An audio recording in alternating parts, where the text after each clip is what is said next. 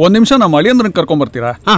Bracelet pattern select ಮಾಡ್ಬೇಕು. Okay okay. ಮಾರಾಟ ಮಾಡೋದಕ್ಕಿಂತ ಅಲ್ದಾಟ ಮಾಡೋದೇ ಹೆಚ್ಚಾತ್ ನೋಡು. ಎಷ್ಟು ದುಡ್ದಿಯಲ್ಲ ತಿಂಗಳಿಗೆ? ನಾವಿರುವ ಮನೆ ಎಲ್ಲ ನಮ್ಮ ಸ್ವಂತದ್ದೇ, ಅಲ್ಲದೆ ಇದ್ರು ಬಿಟ್ಟು ಹೋದಾಗ ಅನ್ಯರದ್ದು ಅಷ್ಟೇ ಅಲ್ವಾ. 2 ಪೋಸ್ಟ್ ಇತ್ತು, ಒಂದು ಪೋಸ್ಟ್ SC, ಒಂದು ಪೋಸ್ಟ್ ST ಅಂತ ಬಂತು. ನಾವು ಜನರಲ್ ಕ್ಯಾಟಗರಿ ಅವರು, ಅವಕಾಶ ಇಲ್ಲ ಅಂತ ಗೊತ್ತಾದ ಮೇಲೆ ಬೇರೆ ಕೆಲಸಗಳತ್ತ ಮುಖ ಮಾಡಿದ್ವಿ. ಭಾರತ ದೇಶದಲ್ಲಿ ಶಿಕ್ಷಣಕ್ಕೆ ಪ್ರಾಮುಖ್ಯತೆ ಇಲ್ಲ. ಶಿಕ್ಷಣ ಕೊಟ್ರೆ ಜನರು ಬುದ್ಧಿವಂತರಾಗ್ತಾರೆ, ಬುದ್ಧಿವಂತರಾದ್ರೆ ದುಡ್ಡು ತಗೊಂಡು ಓಟ್ ಹಾಕಲ್ಲ. ಆದ ಕಾರಣ ಸರ್ಕಾರಕ್ಕೆ ಆದಾಯ ಬರುವಂತಹ ಜಾಗದಲ್ಲಿ ಮಾತ್ರ ಆಸಕ್ತಿ. ಮದ್ಯದಂಗಡಿ. ಸ್ನೇಹಿತರೆ, ನಿಮ್ಗೆಲ್ರಿಗೂ ನಮ್ಮ ಕಲಾವಿದರಾದಂತಹ ರವಿ ಭಟ್ ಅವರ ಬದುಕಿಗೆ ಸ್ವಾಗತ. ಸ್ನೇಹಿತರೆ, ರವಿ ಭಟ್ ಅವರು ಅತ್ಯಂತ ಒಳ್ಳೆಯ ಕಲಾವಿದರು. ಇತ್ತೀಚೆಗೆ ಅನೇಕ ಚಿತ್ರಗಳಲ್ಲಿ ಬಹುವಿಧದ ಪಾತ್ರಗಳನ್ನ ಮಾಡ್ತಾ ಇದ್ದಾರೆ. ಧಾರಾವಾಹಿಗಳಲ್ಲಿ ಕೂಡ ತುಂಬಾ ಪ್ರಖ್ಯಾತರು. ನಮ್ಮ ರವಿ ಭಟ್ ಸರ್ ಅಂದ ತಕ್ಷಣ ನೆನಪಾಗೋದು ಅವರ ಮುಗುಳ್ನಗು, ಸದಾ ಹಸನ್ಮುಖರಾಗಿರುವವ್ರ ಮುಖ. ಬನ್ನಿ ನೋಡೋಣ, ಅವ್ರು ಮಾತಾಡ್ಸೋಣ. ಜೊತೆಗೆ ಇನ್ನೊಂದು ಭಾಳ ಮುಖ್ಯವಾದ ವಿಚಾರ ಏನು ಅಂತಂದರೆ, ನಮ್ಮ ರವಿ ಭಟ್ ಅವರು ಖ್ಯಾತ ಅಭಿನೇತ್ರಿ ವಿನಯಾ ಪ್ರಸಾದ್ ಅವರ ಸಹೋದರ. ಸೊ ನಮ್ಮ ಸಂದರ್ಶನದಲ್ಲಿ, ಕಲಾ ಮಾಧ್ಯಮ ಈಗಾಗಲೇ ಮಾಡಿರುವಂತಹ ವಿನಯಾ ಪ್ರಸಾದ್ ಅವರ ಸಂದರ್ಶನದಲ್ಲಿ ರವಿ ಭಟ್ ಅವ್ರ ಬಗ್ಗೆ ಹೇಳಿದರು. ಸೊ ಇವ್ರ ಬಾಯಲ್ಲಿ ಅವ್ರ ಬದುಕು ಕೇಳೋಣ. ಸ್ವಾಗತ ನಿಮಗೆ ಕಲಾ ಮಾಧ್ಯಮಕ್ಕೆ. ವಾಕಿಂಗ್ ನಾನು ಯಾಕೆ ಹೋಗ್ಲೋ? ನನಗೇನು ಆಗಿಲ್ಲ, ನಾವು ನಮ್ಮನೆಗೆ ಹೋಗ್ತಾ ಇದೀವಿ.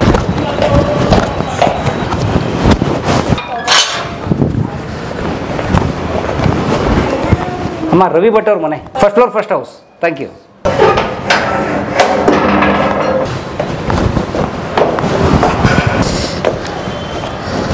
ವೆಲ್ಕಮ್. ಬನ್ನಿ ಸ್ನೇಹಿತರೆ, ನಮ್ಮ ರವಿ ಭಟ್ ಸರ್ ಬದುಕಿಗೆ ಸ್ವಾಗತ.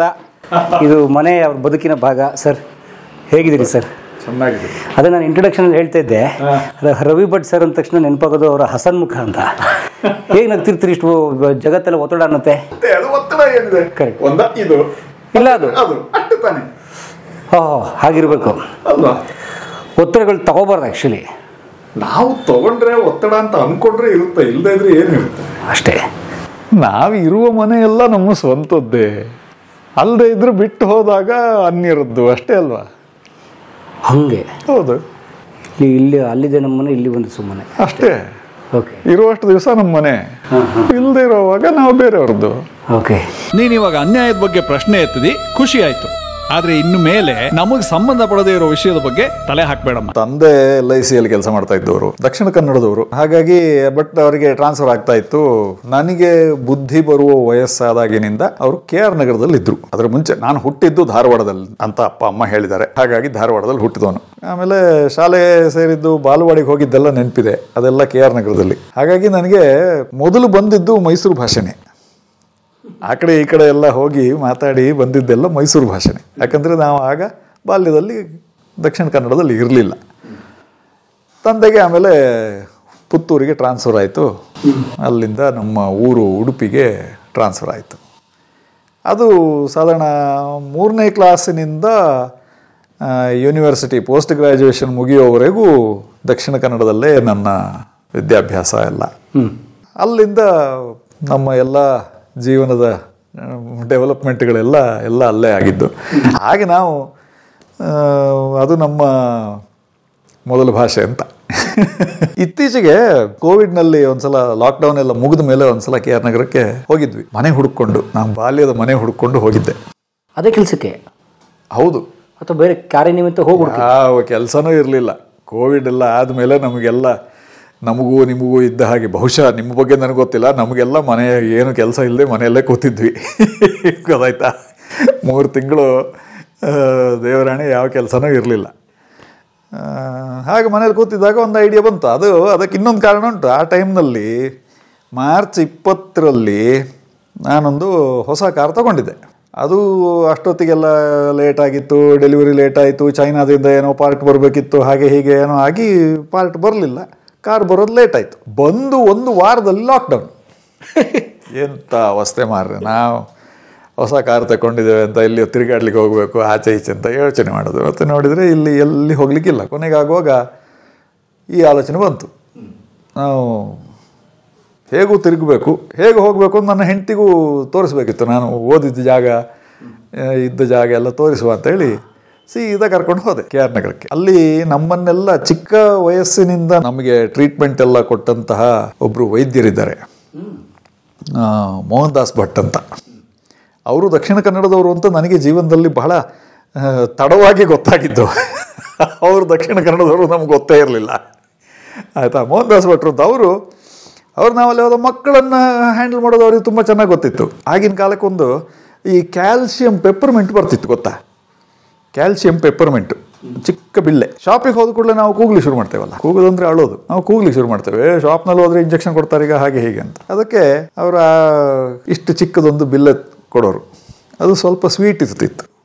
ಅದು ಬಾಯಿಗೆ ಹಾಕ್ಕೊಂಡು ಚಪ್ಪರಿಸ್ತಾ ಇದ್ದ ಹಾಗೆ ನಮಗೆ ಡಿಸ್ಟ್ರಾಕ್ಷನ್ನು, ಮೆತ್ತಿಗೊಂದು ಚುಚ್ಚಿಬಿಡ್ತಿದ್ರು. ಹಾಗೆ ಇವತ್ತಿಗೂ ನಾವು ಭೇಟಿಯಾದಾಗ ರವಿ ಅಂತ ಕೇಳ್ತಾರೆ. ವಾವ್. ಈಗಿದ್ದಾರೆ ಅವರು ಡಾಕ್ಟರ್ ಇದ್ದಾರೆ KR ನಗರದಲ್ಲಿ, ಇವತ್ತಿಗೂ ಅವರ ಸಂಸಾರದೊಂದಿಗೆ ಇದ್ದಾರೆ. ಹಬ್ಬ ಹರಿದಿನಗಳ ದಿವಸ ಫೋನ್ ಮಾಡ್ತಾರೆ, ಹೇಗಿದ್ದೀಯ ರವಿ ಅಂತ ಮಾತಾಡ್ತಾರೆ. ಅವರು ಬಹುಶಃ ನಮ್ಮ ತಂದೆಯವರು ಈಗ ಇಲ್ಲ, ನಮ್ಮ ತಂದೆಯವರ ಒಟ್ಟಿಗೆ ತುಂಬ ಆತ್ಮೀಯ ಸಂಬಂಧದ ಇದ್ದವರಲ್ಲಿ ಕೆಲವರೇ ಉಳಿದಿದ್ದಾರೆ. ಅದರಲ್ಲಿ ಡಾಕ್ಟರ್ ಮೋಹನ್ ದಾಸ್ ಭಟ್ರು ಮೊದಲಿಗರು. ನಮ್ಮ ಮನೆಗೆ ಬರ್ತಾರೆ, ಮಾತಾಡ್ತಾರೆ. ಅದೊಂದು ಅದ್ಭುತವಾದ ನೆನಪು. ಅವರೇ ಒಂದು ಅದ್ಭುತವಾದ ನೆನಪು ನಮಗೆ. ನೋಡಿ ಎಂಥ ಮೆಮೊರಿ ಉಳಿದ್ಬಿಟ್ಟಿದೆ ತಮಗೆ, ಆ ವೈದ್ಯರು, ಆ ಪೆಪರ್ಮೆಂಟ್ ಎಲ್ಲವೂ. ನನಗೆ ಇಲ್ಲೊಂದು ಗಾಯ ಕಾಣುತ್ತಾ? ಹಾಂ, ಈ ಗಾಯದ ಕಲೆ. ಕಲೆ. ಹಾಂ, ಈ ಗಾಯ ಆದಾಗ ಹೊಲಿಗೆ ಹಾಕಿದವರು ಅವರೇ. ಎಲ್ಲಿ ಹೊಡ್ಕೊಂಡ್ರಿ ಇದು? ಇದು ಏನು ನಮ್ಮ ತುಂಟತನಕ್ಕೆ ಮೇರೆ ಅದು ಇದೆಲ್ಲ ಅವತ್ತಿಗೂ ಇರಲಿಲ್ಲ, ಇವತ್ತಿಗೂ ಇಲ್ಲ. ಆಯಿತಾ, ಓಡ್ತಾ ಇದ್ವಿ, ಎಲ್ಲೋ ಸ್ಕರ್ಟಿಂಗು ಅದೇನೋ ತಾಗಿದೆ, ಬಿದ್ದು ತಾಗಿಸ್ಕೊಂಡಿದ್ದೆ. ಹಾಂ ಹಾಂ, ಬುಳ ಬುಳ ಬುಳ ಬುಳ ರಕ್ತ. ನಮ್ಮಮ್ಮ ಆವಾಗ ನನ್ನ ತಂಗಿಯಂದ್ರಿಗೆ ಬಸ್ರಿ, ಹಾಂ, ಅವ್ರ ಹೊಟ್ಟೆಯಲ್ಲಿ ಅವಳಿ ಜವಳಿ ಮಕ್ಕಳು. ಅವಳಿ ಜವಳಿ ಅಂತ ಅವಾಗ ಗೊತ್ತಿರಲಿಲ್ಲ, ಹುಟ್ಟಿದ ಮೇಲೆ ಗೊತ್ತಾಗಿದ್ದು. ಬಟ್ ಅವರು ಬಸ್ರಿ. ನಮ್ಮ ತಂದೆ LIC ಕೆಲಸದ ಮೇಲೆ ಎಲ್ಲೋ ಟೂರಿಗೆ ಹೋಗ್ತಾ ಇದ್ರು, ಅವ್ರು ಹೋಗಿದ್ರು. ಇವ್ರು ನನ್ನ ಕರ್ಕೊಂಡು ಹೋಗಿದ್ದಾರೆ ಮಾರ್ರೆ, ಡಾಕ್ಟ್ರು ಮೋಹನ್ ದಾಸ್ ಭಟ್ರ ಹತ್ರ ಕರ್ಕೊಂಡು ಹೋಗಿ. ಆಗಿನ ಕಾಲಕ್ಕೆ ಏನು, ರಕ್ತ ನಿಲ್ಲಕ್ಕೆ ಏನು ಮಾಡಬೇಕು, ಅರಿಶಿನ ಕುಂಕುಮ ಹಚ್ಚಿದ್ದಷ್ಟೇ. ಸ್ಟಾಪ್. ಅರಿಶಿನ ಕುಂಕುಮ ಹಚ್ಚಿದ್ರು, ಸೀದಾ ಡಾಕ್ಟರ್ ಹತ್ರ ಕರ್ಕೊಂಡು ಹೋದ್ರು. ಆವಾಗ ಆಟೋ ಇತ್ತ, ರಿಕ್ಷಾ ಇತ್ತ, ಏನಿಲ್ಲ. ಮನೆಯಿಂದ ಒಂದು ಅರ್ಧ ಕಿಲೋಮೀಟ್ರ್ ಇರ್ಬೋದು. ಎಲ್ಲಿವರೆಗೆ ಅಂದರೆ KR ನಗರದಲ್ಲಿ ನಮ್ಗೆ ಹೇಗಿರ್ತಿತ್ತಂದರೆ, ನಮ್ಮ ಮನೆಯಿಂದ ಹೊರಗೆ ಬಂದು ಹೀಗೆ ನೋಡಿದ್ರೆ ಮಧ್ಯದಲ್ಲಿ ಒಂದು ಸ್ವಲ್ಪ ಸ್ವಲ್ಪ ಉದ್ದ ಜಾಗವೇ, ಒಂದು ಸಾಧಾರಣ ಒಂದು 100-200 ಮೀಟ್ರು ಉದ್ದದ ಜಾಗ. ಅದು ದಾಟಿದರೆ ಒಂದು ಸ್ವಲ್ಪ ಎತ್ತರದ ಜಾಗದಲ್ಲಿ ನಮ್ಮ ಅಪ್ಪನ ಆಫೀಸು. ಆ ಆಫೀಸಿನ ಹಿಂಭಾಗದಲ್ಲಿ ಮೋಹನ್ ದಾಸ್ ಭಟ್ರ ಕ್ಲಿನಿಕ್ಕು. ಹಾಗೆ ನಮಗೆ ಇಲ್ಲಿಂದ ಕಾಣೋದು. ನಮ್ಮಪ್ಪ ಆಫೀಸಿಗೆ ಹೋಗಿ ಮಧ್ಯಾಹ್ನ ಊಟಕ್ಕೆ ಮನೆಗೆ ಬರುವಾಗ ನಾವು ಹೊರಗಡೆ ನಿಂತು ನೋಡ್ತಾ ಇದ್ವಿ, ಹಾಂ ಅಪ್ಪ ಹೊರಟಿದಾರ ಇನ್ನು ಅಂತ. ಎಲ್ಲೋ ದೂರದಲ್ಲಿ ಕಾಣಿಸೋದು. ಕಾರಿತ್ತ ಆವಾಗಲೇ. ಅಲ್ಲಿ ಹೊರಟ ತಕ್ಷಣ ಹಾಂ ಇಲ್ಲೆಲ್ಲ ಶಿಸ್ತು ಶಿಸ್ತು ಮತ್ತೆ ಊಟಕ್ಕೆ ತಯಾರು ಮಾಡೋದು. ನಮಗೆ ಆ ಥರ ಮನೆಯಲ್ಲಿ ಹೆದರಿಕೆ ವಾತಾವರಣ ಇರಲೇ ಇಲ್ಲ. ನಮ್ಮ ಅಪ್ಪ ಆಗಲಿ ಅಮ್ಮ ಆಗಲಿ ಅವರು ಬರುವಾಗ ನಾವು ಶಿಸ್ತಲ್ಲಿರಬೇಕು, ಅದು ಆ ಥರದ ಹೆದರಿಕೆ ವಾತಾವರಣ ಇರಲೇ ಇಲ್ಲ. ಯಾವತ್ತಿದ್ರೂ ಪ್ರೀತಿಯ ವಾತಾವರಣನೇ ಇದ್ದಿದ್ದು. ಎಲ್ಲೋ ಒಂದು ಕಡೆ ಯಾವತ್ತೋ ಒಂದು ಗೆರೆ ದಾಟಿದಾಗ ಜೋರು ಮಾಡಿದ್ದಿರ್ಬೋದು, ಒಂದೆರಡು ಪೆಟ್ಟು ಕೊಟ್ಟಿದ್ದಿರ್ಬೋದು. ಆದರೆ ಅದು ಯಾವತ್ತೂ ಆ ಥರದ ನೆನಪುಗಳು ನಮಗೆ ಭಾಳ ಕಡಿಮೆ. ಜೊತೆಗೆ ನಿಮ್ಮ ಸಿಸ್ಟರ್ಸು, ಅವ್ರ ಜೊತೆಗೆ ಒಡನಾಟಗಳು, ಅದೆಲ್ಲ ಬಹುಶಃ ಕರಾವಳಿಲಿ ಅನಿಸುತ್ತೆ. ಅಲ್ಲ, ಆಗಲೂ ಅಲ್ಲಿ KR ನಗರದಲ್ಲಿ ನನಗಿಂತ 2 ಅಕ್ಕಂದರು ದೊಡ್ಡವರು. ನಿಮಗೆ ವಿನಯ ಗೊತ್ತಿರ್ತಾರೆ. ವಿನಯನಿಗಿಂತ ದೊಡ್ಡವಳೊಬ್ಬಳು ವಿಜಯ ಅಂತಿದ್ದಾಳೆ. ಅವಳು ಇಂಗ್ಲೀಷ್ ಮೀಡಿಯಂನಲ್ಲಿ ಓದ್ತಾ ಇದ್ಲು. ಅವಳನ್ನು ನೋಡಿದ್ರೆ ನಮಗೊಂಥರ ಹೀಗೆ, ಇಂಗ್ಲೀಷ್ ಮೀಡಿಯಂ ಶಾಲೆಗೆ ಹೋಗ್ತಾಳೆ. ನಾವೆಲ್ಲ ಕನ್ನಡ ಮಾಧ್ಯಮದಲ್ಲಿ. ಹೌದು, ಇಂಗ್ಲೀಷ್ ಮೀಡಿಯಂ ಶಾಲೆಗೆ ಅವಳನ್ನು ಮಾತ್ರ ಹಾಕಿದ್ದಾರೆ. ಹಾಗೆ ಈಗ ನಮಗೆ ಆವಾಗ ಇಂಗ್ಲೀಷ್ ಮೀಡಿಯಂ ಅಂತಂದರೆ ಅಂಥ ಒಲವೇನು ಇರಲಿಲ್ಲ. ಇಂಗ್ಲೀಷ್ ಮೀಡಿಯಂ ಅಂದರೆ ಒಂದು ಹೀಗೆ ಅಂತಲೇ ಇತ್ತು. ಬಟ್ ಅಕ್ಕ ಇಂಗ್ಲೀಷ್ ಮೀಡಿಯಂಗೆ ಹೋಗ್ತಾಳೆ. ಇವತ್ತಿಗೂ ಹೇಳ್ತೀವಲ್ಲ, ಟಸ್ ಪುಸ್ಸಿ ಇಂಗ್ಲೀಷ್ ಮಾತಾಡ್ತಾರೆ ಅಂತ. ಟಸ್ ಪುಸ್ಸಿ ಇಂಗ್ಲೀಷ್ ಮಾತಾಡ್ತಿದ್ಲು ಅವಳು. ಹಾಗೆ ಅವಳ ಬಗ್ಗೆ ಅಲ್ಲ, ಮನೆಯಲ್ಲಿ ಮಕ್ಕಳಾಗಿ ನಾವೆಲ್ಲ ಆಟ ಆಡೋದು, ಕಾಲು ಎಳ್ಕೊಳ್ಳೋದು ಅವತ್ತಿಗೂ ಇದೆ, ಇವತ್ತಿಗೂ ಇದೆ. ಅದು ಪ್ರಶ್ನೆನೇ ಬೇರೆ. ಬಟ್ ಅದೊಂದು ರೀತಿ ಬೇರೆ ರೀತಿ ನೋಡ್ತಾ ಇದ್ವಿ ಅವಳನ್ನು, ಇಂಗ್ಲೀಷ್ ಮೀಡಿಯಮಲ್ಲಿ ಓದ್ತಾ ಇದ್ದಾಳೆ ಅಂತ. ಎರಡನೇ ಅಕ್ಕ ವಿನಯ ಮತ್ತು ನಾನು ಇಬ್ಬರು ಒಂದೇ ಶಾಲೆಗೆ ಹೋಗ್ತಾ ಇದ್ವಿ, ಮಿರ್ಜಾ ಇಸ್ಮಾಯಿಲ್ ಸ್ಕೂಲ್ ಅಂತ. ಅದು ಇವಾಗ ಮೊನ್ನೆ ನಾವು ಈ ಸಲ ಹೋದಾಗ ಪೂರ್ತಿ ಕೋವಿಡ್ ಆದಮೇಲೆ ಅದು ಇನ್ನೂ ಓಪನ್ ಆಗಿರಲಿಲ್ಲ. ಹಾಗಾಗಿ ಈಗ ಇನ್ನೂ ಶಾಲೆ ನಡೆಸ್ತಾ ಇದ್ದಾರೋ ಇಲ್ವೋ ಅನ್ನೋದು ಗೊತ್ತಿಲ್ಲ. ಅದು ಬಹುಶಃ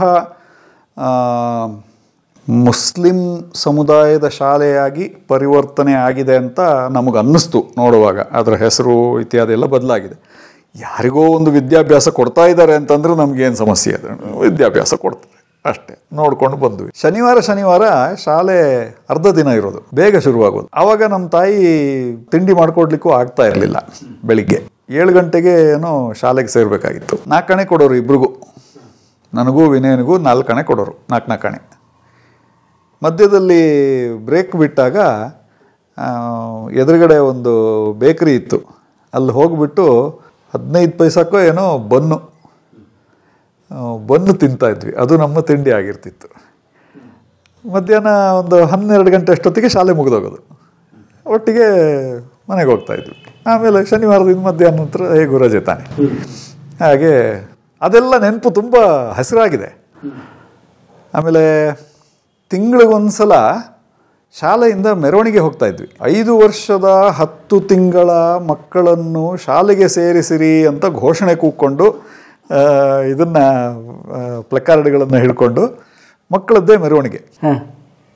ಅದರಲ್ಲೆಲ್ಲ ಲೀಡರ್ಶಿಪ್ ನಮ್ಮದೇ, ನಂದು ನಮ್ಮ ಅಕ್ಕಂದು. ಯಾಕಂದರೆ ಜೋರಾಗಿ ಘೋಷಣೆ ಕೂಗ್ತಿದ್ವಲ್ಲ, ಧ್ವನಿ ದೊಡ್ಡದಿತ್ತು.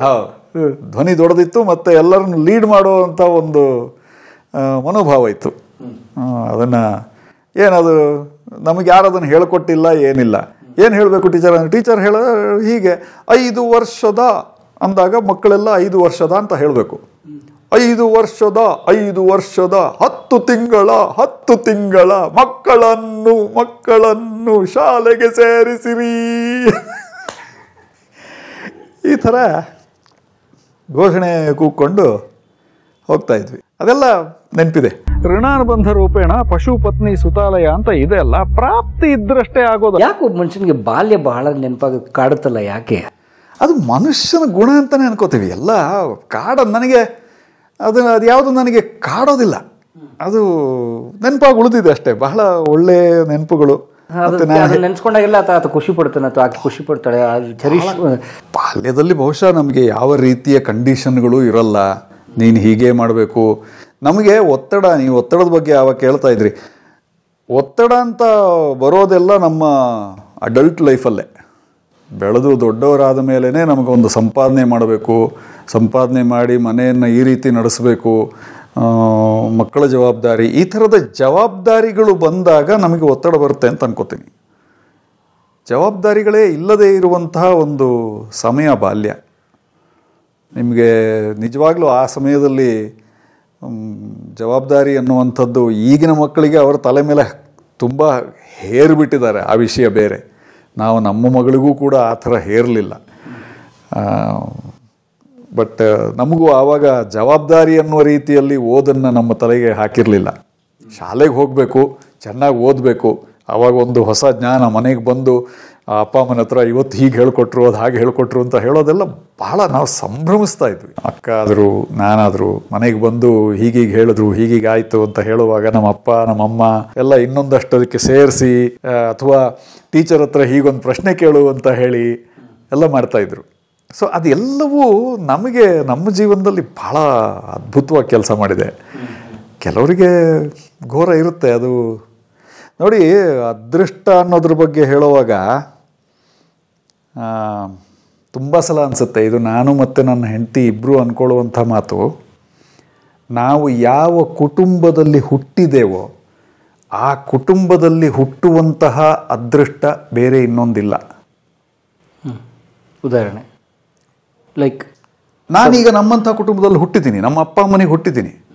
ಬೇರೆ ಎಲ್ಲೋ ರಸ್ತೆಯಲ್ಲಿ ಕಸ ಗುಡಿಸ್ತಾ ಇರುವವರ ಅಥವಾ ಭಿಕ್ಷೆ ಬೇಡ್ತಾ ಇರುವವರಿಗೆ ಹುಟ್ಟುಬಿಟ್ಟಿದ್ರೆ ಏನಾಗ್ತಿದ್ದೆ ನಾನು? ನೀವು ಹೇಳಿದಾಗೆ ಬಾಲ್ಯ ಕೂಡ ಘೋರ ಆಗ್ತಿತ್ತೋ ಏನೋ ಗೊತ್ತಿಲ್ಲ. ತುಂಬ ಜನ ಬಾಲ್ಯ ಘೋರ ಆಗೋದು ಅದೇ ಸಿಚುವೇಶನ್ನಿಂದ ಅಲ್ವಾ. ಅವರಿಗೆ ಹುಟ್ಟುವಾಗ ಯಾವುದೇ ರೀತಿಯ ಸಂಪನ್ಮೂಲಗಳ ಆಕ್ಸೆಸ್ ಇರೋದಿಲ್ಲ. ಸಂಪನ್ಮೂಲಗಳು ಇರೋದಿಲ್ಲ ಅಂತಲ್ಲ, ಎಲ್ಲ ಮನುಷ್ಯರು ಸಮಾನವಾಗಿ ಹುಟ್ಟೋದು, ಆ ವಿಷಯ ಬೇರೆ. ಆದರೆ ಸಂಪನ್ಮೂಲಗಳಿಗೆ ಆಕ್ಸೆಸ್ ಇರೋದಿಲ್ಲ. ಅದರಿಂದಾಗಿ ಸಮಸ್ಯೆಗಳು ತುಂಬ ಆಗುತ್ತೆ. ನಾವು ಎಷ್ಟೋ ಜನ ಮಕ್ಕಳನ್ನು, ಇಲ್ಲಿ ಬೀದಿಯಲ್ಲಿ ಓಡಾಡುವ ಮಕ್ಕಳನ್ನ ಎಲ್ಲರನ್ನೂ ನೋಡ್ತೀವಿ. ಅವರೆಲ್ಲ ಒಂದಷ್ಟು ವರ್ಷ ಶಾಲೆಗೆ ಹೋಗ್ತಾರೆ, ಆಮೇಲೆ ಶಾಲೆಗೆ ಹೋಗೋಕ್ಕಾಗಲ್ಲ ಅಂತ ನಿಲ್ಲಿಸ್ಬಿಡ್ತಾರೆ.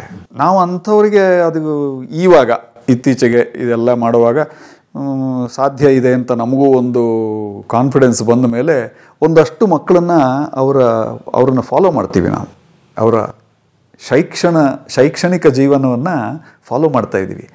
ಚೆನ್ನಾಗಿ ಓದ್ತಾ ಇದೆಯಾ, ಪುಸ್ತಕ ಬೇಕಾ, ಪೆನ್ಸಿಲ್ ಬೇಕಾ, ಇನ್ನೊಂದು ಏನು ಬೇಕು, ಯೂನಿಫಾರ್ಮ್ ತೊಗೋಬೇಕಾ. ಇಲ್ಲಿ ತುಂಬ ಜನ, ಇಲ್ಲಿ ನೀವು ನೋಡಿರ್ಬೋದು, ಅಪಾರ್ಟ್ಮೆಂಟ್ ಕಾಂಪ್ಲೆಕ್ಸ್ಗಳು ಅದು ಇದು ಎಲ್ಲ ಇದ್ದಾವೆ. ಅಲ್ಲೆಲ್ಲ ಆ ಸೆಕ್ಯೂರಿಟಿ ಅವರೆಲ್ಲ ಬರ್ತಾರೆ. ಅದೆಲ್ಲ ನಾವು ನಮಗಿಷ್ಟ ಇದ್ದರೂ ಇಲ್ಲದೇ ಇದ್ದರು ನಮ್ಮ ನೆರೆಹೊರೆಯ ದೇಶಗಳಿಂದ ಬರ್ತಾರೆ. ನೇಪಾಳದವರು, ಭೂತಾನ್ನವರು, ಬಾಂಗ್ಲಾದೇಶದವರು, ಇವರೆಲ್ಲ ಬರ್ತಾರೆ. ನಾವು ಯಾರು ಅಂತ ಹೇಳ್ಕೊಳ್ಳಲ್ಲ, ಬಟ್ ಅವರಿಗೂ ಒಂದು ಸಂಸಾರ ಇರುತ್ತೆ, ಮಕ್ಕಳಿರ್ತಾರೆ. ಮಕ್ಕಳನ್ನ ನೋಡುವಾಗ ನಮಗೆ ಅಯ್ಯೋ ಇವರು ಬದುಕು ಹಾಳಾಗಬಾರ್ದು ಅಂತ ಒಂದು ಭಾವನೆ ಬರೋದು ಹೌದು. ಮಕ್ಕಳು ಬೆಳೀತಾ ಬೆಳೀತಾ ಬೆಳೀತಾ ಯಾವ ಶಾಲೆಗೆ ಸೇರಿಸ್ತೀರಿ, ಅಲ್ಲಿಗೆ ಏನಾಗಬೇಕು, ಅವರಲ್ಲಿ ಸಾಧ್ಯ ಇದೆ ಅನ್ನೋದಾದರೆ ಅವರೇ ಕಳಿಸ್ತಾರೆ, ಸಮಸ್ಯೆ ಇಲ್ಲ. ಸಾಧ್ಯ ಇಲ್ಲ ಅನ್ನೋರಿಗೆ ನಾವು ಒಂದಷ್ಟು ಸಹಾಯ ಮಾಡಿದ್ದಿದೆ. ಇದೆಲ್ಲ ಯಾವಾಗಲೂ ಹೇಳಿಕೊಂಡು ಡಂಗುರ ಹೊಡ್ಕೊಂಡು ಹೋಗುವಂಥ ವಿಷಯಗಳಲ್ಲ. ಮಾಡ್ತಾ ಇದ್ದೀವಿ, ನಮ್ಮ ಸಂತೋಷಕ್ಕೆ ಮಾಡ್ತೀವಿ ಅಷ್ಟೇ. ನಾವು ಎಷ್ಟಂದ್ರೂ ಮಿಡಲ್ ಕ್ಲಾಸ್ ಜನ, ನಾವು ಆಕಾಶಕ್ಕೆ ಈಚಾಚಕ್ಕಾಗುತ್ತಾ. ಹೈಸ್ಕೂಲು ಮುಗಿಯುವಾಗ ಉಡುಪಿ ಕ್ರಿಶ್ಚಿಯನ್ ಹೈಸ್ಕೂಲು, ಅಲ್ಲಿಂದ ಕಾಲೇಜು MGM ಕಾಲೇಜು. ಇತ್ತೀಚೆಗೆ ಅಲ್ಲಿ ಮಹಾತ್ಮ ಗಾಂಧಿ ಮೆಮೊರಿ ಕಾಲೇಜಿನ 75 ವರ್ಷಗಳು ಪೂರೈಸಿದ್ದಕ್ಕೆ ಹಳೆ ವಿದ್ಯಾರ್ಥಿಗಳೆಲ್ಲ ಸೇರಿಕೊಂಡು ಒಂದು ಕಾರ್ಯಕ್ರಮ ಮಾಡಿದ್ವಿ. ಅಲ್ಲಿಂದ ಮುಂದೆ ಮಂಗಳೂರು ವಿಶ್ವವಿದ್ಯಾನಿಲಯ, ಮಂಗಳೂರು ಇದರಲ್ಲಿ ಇಂಗ್ಲೀಷ್ ವಿಭಾಗದಲ್ಲಿ MA ಗೋಲ್ಡ್ ಮೆಡಲು. ಆಮೇಲೆ ಲೆಕ್ಚರರ್ ಆಗಿ ಒಂದು 3 ವರ್ಷ ಕೆಲಸ. ಇಂಗ್ಲೀಷ್ ಮೇಷ್ಟ್ರು? ಹೌದು. ವಾವ್, ಯಾವ ಕಾಲೇಜು? ಮೊದಲು ಪೂರ್ಣಪ್ರಜ್ಞಾ ಕಾಲೇಜು ಉಡುಪಿ. ಪೂರ್ಣಪ್ರಜ್ಞಾ ಕಾಲೇಜು ಉಡುಪಿನಲ್ಲಿ 1.25 ನಿಯರ್ಲಿ 2 ವರ್ಷ ಅಲ್ಲಿ ಕೆಲಸ ಮಾಡಿದೆ. ಅಲ್ಲಿ ಕೆಲಸ ಮಾಡಿದ ಮೇಲೆ BR ಪ್ರಾಜೆಕ್ಟಿನ ಕುವೆಂಪು ಯೂನಿವರ್ಸಿಟಿಯಲ್ಲಿ PG ಸ್ಟೂಡೆಂಟ್ಸಿಗೆ ಟೀಚ್ ಮಾಡುವಂಥ ಕರೆ ಬಂತು. ಅಲ್ಲಿ ಹೋದೆ, 1.5 ವರ್ಷ ಅಲ್ಲಿ ಕೆಲಸ ಮಾಡಿದೆ. ಅಲ್ಲಿ ಜಾಬ್ ಅನೌನ್ಸ್ ಮಾಡಿದ್ರು, ಪರ್ಮನೆಂಟ್ ಜಾಬ್ಗಳಿಗೆ ಅನೌನ್ಸ್ ಮಾಡಿದ್ರು. 2 ಪೋಸ್ಟ್ ಇತ್ತು. ಒಂದು ಪೋಸ್ಟು SC, ಒಂದು ಪೋಸ್ಟು ST ಅಂತ ಬಂತು. ನಾವು ಜನರಲ್ ಕ್ಯಾಟಗರಿಯವರು. ಅಲ್ಲಿ ಅವಕಾಶ ಇಲ್ಲ ಅಂತ ಗೊತ್ತಾದ ಮೇಲೆ ಬೇರೆ ಕೆಲಸಗಳತ್ತ ಮುಖ ಮಾಡಿದ್ವಿ. ಹಾಗೆ ಟೀಚಿಂಗ್ ಬಿಟ್ರಿ? ಓಕೆ. ಅದಾದ ಮುಂದಿನ ಬೇರೆ ಅವಕಾಶ ಬರ್ತಿರ್ಲಿಲ್ವಾ ಅಥವಾ ಹೇಗೆ? ಅವಕಾಶ ಬರ್ತಿರ್ಲಿಲ್ವಾ ಅಂದರೆ ನೋಡಿ, ಅಷ್ಟೊತ್ತಿಗೆ ನಾನು ಪೋಸ್ಟ್ ಗ್ರ್ಯಾಜುಯೇಷನ್ ಮುಗಿಸಿ 3 ವರ್ಷ ಆಗಿತ್ತು. ಇನ್ನೂ ಒಂದು ವಿಷಯ ಅಂದರೆ, ಅಷ್ಟೊತ್ತಿಗೆ ನನ್ನ ಬಾಳ ಸಂಗಾತಿ ಯಾರು ಅನ್ನೋದ್ರ ಬಗ್ಗೆ ನಿರ್ಧಾರ ಕೂಡ ಆಗಿತ್ತು. ಮಂಗಳೂರು ಯೂನಿವರ್ಸಿಟಿಯಲ್ಲಿ ನನ್ನ ಜೂನಿಯರ್ ಆಗಿದ್ದ ಹುಡುಗಿ ಮಲ್ಲಿಕಾ ಅಂತ, ಅವಳು ಕೂಡ ಮುಂದೆ ಮಂಗಳೂರಲ್ಲಿ ಲೆಕ್ಚರರ್ ಆಗಿ ಸೇರಿದ್ಲು, ಟೆಂಪ್ರರಿ ಕೆಲಸ ಮಾಡ್ತಾಯಿದ್ಲು. ಅದು ಎಲ್ಲವೂ ನಿರ್ಧಾರ ಆದಮೇಲೆ ಇನ್ನೂ ಎಷ್ಟು ದಿನ ಕಾಯಬೇಕು? ನಮಗೆ ಇವತ್ತಿಗೂ ನಮಗೆ ಅದನ್ನು ನೆನೆಸ್ಕೊಂಡ್ರೆ ಒಂದೊಂದು ಸಲ ಭಾರಿ ಬೇಜಾರಾಗುತ್ತೆ. ಬಟ್ ಒಂದೊಂದು ಸಲ ಭಾಳ ಒಳ್ಳೇದಾಯಿತು, ನಾವು ತೊಗೊಂಡ ನಿರ್ಧಾರ ಭಾಳ ಒಳ್ಳೆಯದು ಅಂತಲೇ ಅನಿಸುತ್ತೆ. ಇವತ್ತು ನೋಡಿ, ಗೆಸ್ಟ್ ಲೆಕ್ಚರರ್ಸ್ಗೆ ನೀವು ವಿಷಯವನ್ನು ಪೇಪರಲ್ಲಿ ಫಾಲೋ ಮಾಡ್ತಾ ಇದ್ದರೆ, ಎಲ್ಲ ನಮ್ಮ ಯೂನಿವರ್ಸಿಟಿ ಲೆಕ್ಚರರ್ ಒಬ್ಬರು ನಾಡಿದ್ದು ರಿಟೈರ್ ಆಗ್ತಾ ಇರೋರು ಸಿಕ್ಕಿದ್ರು, ನಮ್ಮ ಗುರುಗಳು.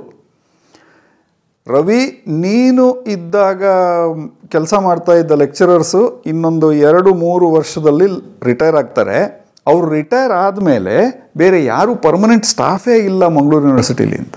ಸೊ ಅವರು ಆ ಇಡೀ ಬ್ಯಾಚ್ ರಿಟೈರ್ ಆಗಿ ಹೊರಟೋದ್ಮೇಲೆ ಎಲ್ಲ ಗೆಸ್ಟ್ ಲೆಕ್ಚರರ್ಸ್ ಎಲ್ಲ ಅರೆಕಾಲಿಕ ಸಿಬ್ಬಂದಿನೇ, ಅರೆಕಾಲಿಕ ಅತಿಥಿ ಉಪನ್ಯಾಸಕರು.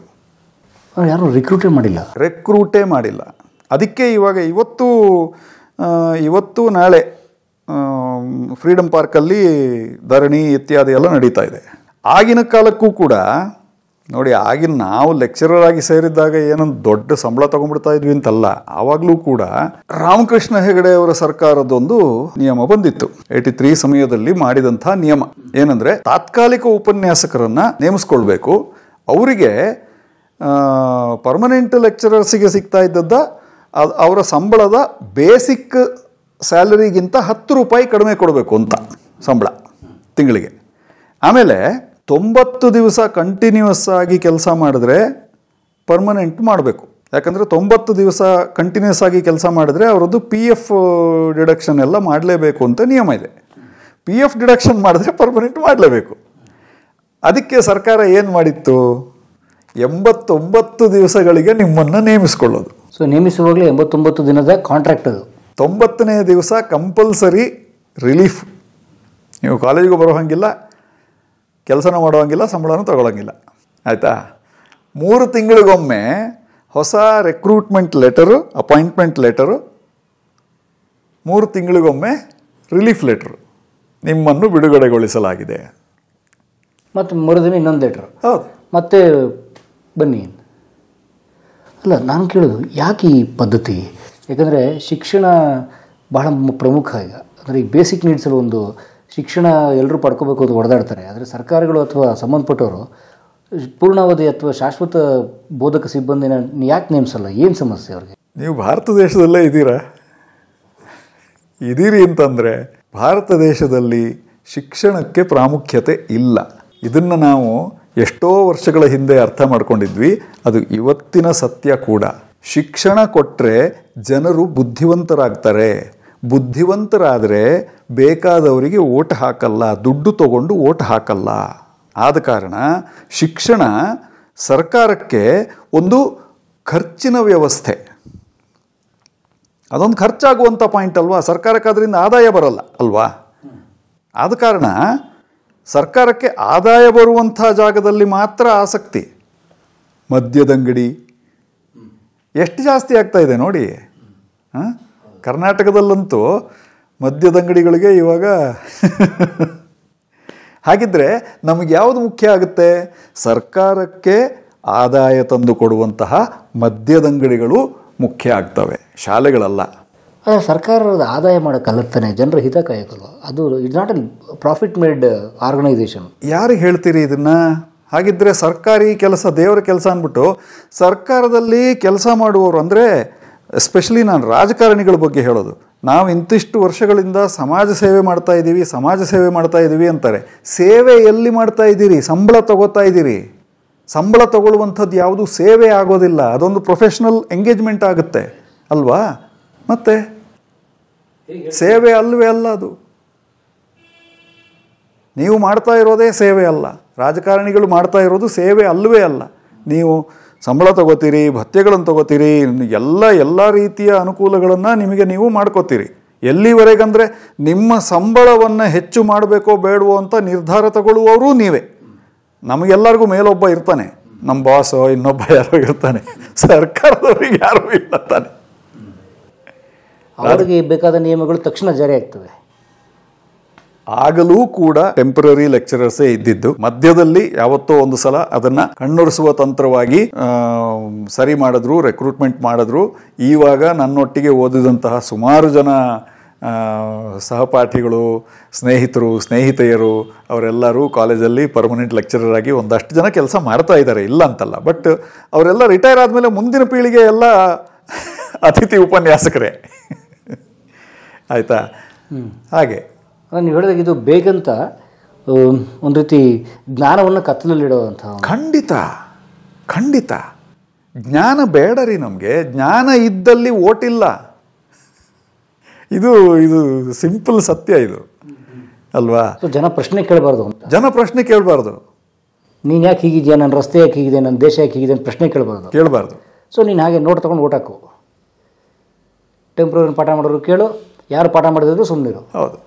ನಿಮಗೇನು ಬೇಕಾಗಿದ್ದು 55% ಮಾರ್ಕು ಜಾಬ್ ತೊಗೊಳೋದಕ್ಕೆ. ಅದು ಏನೋ ಮಾಡಿ ತೊಗೊಂಡ್ಬಿಡ್ತೀರಾ. ಅದು ತೊಗೊಳ್ಳೋದೇ ಇದ್ದರೆ ಯೂನಿವರ್ಸಿಟಿ ಕೆಟ್ಟ ಹೆಸರು ಬರುತ್ತೆ, ಸಂಸ್ಥೆಗೆ ಕೆಟ್ಟ ಹೆಸರು ಬರುತ್ತೆ ಅಂದ್ಬಿಟ್ಟು ಏನೋ ಇದು ಮಾಡ್ತೀರಿ. ಅಲ್ಲದೆ ಇದ್ದರೆ ನಡೀತಾ ಇರುತ್ತೆ. ಪದವೀಧರರು ರಾಶಿ ಬರ್ತಾನೆ ಇರುತ್ತೆ. ಹೌದು. ಅದೇನೋ ಗುಣಮಟ್ಟ ಅಂತಾರೆ. ಏನು ಹಂಗಂದ್ರೆ? ಸರ್ಕಾರಿ ಕಾಲೇಜುಗಳಿಂದ, ಸರ್ಕಾರಿ ಶಾಲೆಗಳಿಂದ ಗುಣಮಟ್ಟ ಅಂತ ನಾವು ನಿರೀಕ್ಷೆ ಮಾಡೋದು ತಪ್ಪಾಗುತ್ತೆ. ಯಾಕಂದರೆ ಅಲ್ಲಿರುವ ಇನ್ಫ್ರಾಸ್ಟ್ರಕ್ಚರ್ ಆಗಿದೆ, ಅಲ್ಲಿರುವ ಟೀಚರ್ಗಳಿಗೇ ಅವರ ಜ್ಞಾನ ಅವರ ಇದು ಎಲ್ಲ ಬಹಳ ಕಳಪೆ ಮಟ್ಟದ್ದಾಗಿದೆ. ತುಂಬ ಜನ, ನಾನು ಎಲ್ಲರನ್ನೂ ಅಂತ ಹೇಳ್ತಾ ಇಲ್ಲ, ನನ್ನ ಸಂಬಂಧಿಕರಲ್ಲೇ ತುಂಬ ಜನ ಶಿಕ್ಷಕರು ಶಿಕ್ಷಕಿಯರಿದ್ದಾರೆ, ನಿಷ್ಠೆಯಿಂದ ಕೆಲಸ ಮಾಡುವವರಿದ್ದಾರೆ, ಇಲ್ಲ ಅಂತಲ್ಲ. ಬಟ್ ಬಹುಮಟ್ಟಿಗೆ ಕಷ್ಟ ಆಗಿದೆ. ಯಾಕಂದರೆ ಸರ್ಕಾರ ಅದಕ್ಕೆ ದುಡ್ಡು ಕೊಡ್ತಾ ಇಲ್ಲ ರೀ. ಯಾಕಂದರೆ ಕ್ವಾಲಿಟಿ ಬರಬೇಕು ಅಂದರೆ ಅದಕ್ಕೆ ಆ ಕ್ವಾಲಿಟಿಗೆ ತಕ್ಕ ಬೆಲೆ ಕೊಡಬೇಕಲ್ಲ. ಹೌದು. ಒಂದು ಹಳ್ಳಿಯಲ್ಲಿ ಒಂದು ಪೂರ್ಣ ರೀತಿಯ ಶಾಲೆ ಮತ್ತು ಒಂದು ಪೂರ್ಣ ಪ್ರಮಾಣದ ಆಸ್ಪತ್ರೆ, ಇದು ಎರಡನ್ನು ಕೊಟ್ಟ ಮೇಲೆ ಅಲ್ಲಿ ಮದ್ಯದಂಗಡಿ ಓಪನ್ ಮಾಡ್ತೀವಿ ಅಂತ ಸರ್ಕಾರ ಹೊರಟ್ರೆ ಅದಕ್ಕೇನಾದರೂ ಅರ್ಥ ಇದೆ. ನಮ್ಮಲ್ಲಿ ಹಾಗಲ್ಲ. ಫಸ್ಟು ಮದ್ಯದಂಗಡಿ, ಆಮೇಲೆ ಆಸ್ಪತ್ರೆ, ಆಮೇಲೆ ಯಾರಾದರೂ ಕೇಳಿದ್ರೆ ಶಾಲೆ. ಅದು ಶಾಲೆ ಹೇಗೆ 10 ವರ್ಷದಲ್ಲಿ ಕಟ್ಟಡ ಕುಸಿದು ಬೀಳುವಂಥ ರೀತಿಯ ಶಾಲೆಗಳನ್ನು ಕಟ್ಟಿ ವಿದ್ಯಾಭ್ಯಾಸವನ್ನು ಕೊಲ್ತಾ ಇದ್ದಾರೆ. ನಿಮಗೆ ವಿದ್ಯಾಭ್ಯಾಸ ಬೇಕಾ? ಮತ್ತು ಎಷ್ಟು ಜನ ವಿದ್ಯಾರ್ಥಿಗಳು ಈ ಥರ ಎಲ್ಲ ಒಳ್ಳೆ ಎಜುಕೇಟೆಡ್ ಜನಗಳೆಲ್ಲ ಹೇಗೆ ಬರ್ತಾ ಇದ್ದಾರೆ? ಅದು ಎಲ್ಲ ಪ್ರೈವೇಟ್ ಇನ್ಸ್ಟಿಟ್ಯೂಷನ್ ಅಲ್ವಾ? ರಾಜಕಾರಣಿಗಳೇ ನಡೆಸ್ತಾ ಇರುವಂತಹ ಖಾಸಗಿ ಶಾಲೆಗಳು, ಖಾಸಗಿ ಕಾಲೇಜುಗಳು, ಖಾಸಗಿ ಮೆಡಿಕಲ್ ಕಾಲೇಜುಗಳು, ಇಂಜಿನಿಯರಿಂಗ್ ಕಾಲೇಜುಗಳು. ದೇಶದ ಕತೆ ಇಷ್ಟೇ ಕಣಮ್ಮೋ, ಇಲ್ಲಿ ಚಿಂತೆ ಮಾಡಿ ಲಾಭ ಇಲ್ಲಮ್ಮೋ. ಕಲಾ ಮಾಧ್ಯಮದ ಎಲ್ಲಾ ಎಪಿಸೋಡುಗಳು ನಿಮಗೆ ಸಿಗಬೇಕು ಅಂತಂದ್ರೆ ಕಲಾ ಮಾಧ್ಯಮ ಯೂಟ್ಯೂಬ್ ಚಾನೆಲ್ನ ಸಬ್ಸ್ಕ್ರೈಬ್ ಮಾಡಿ, ಬೆಲ್ ಐಕಾನ್ನ ಕ್ಲಿಕ್ ಮಾಡಿ, ತಪ್ಪದೇ ಮಾಡಿ. ಸ್ನೇಹಿತರೆ, ಕಲಾ ಮಾಧ್ಯಮದ ಎಲ್ಲ ಸಂದರ್ಶನಗಳನ್ನು ನೀವೀಗ ಓದಬಹುದು. www.kalamadhyama.com ಈ ವೆಬ್ಸೈಟ್ಗೆ ವಿಸಿಟ್ ಮಾಡಿ ಇಂಟರ್ವ್ಯೂಗಳನ್ನು ಓದಿ. ಓದುವ ಸಂಸ್ಕೃತಿ ಹೆಚ್ಚಾಗಲಿ. ಧನ್ಯವಾದ.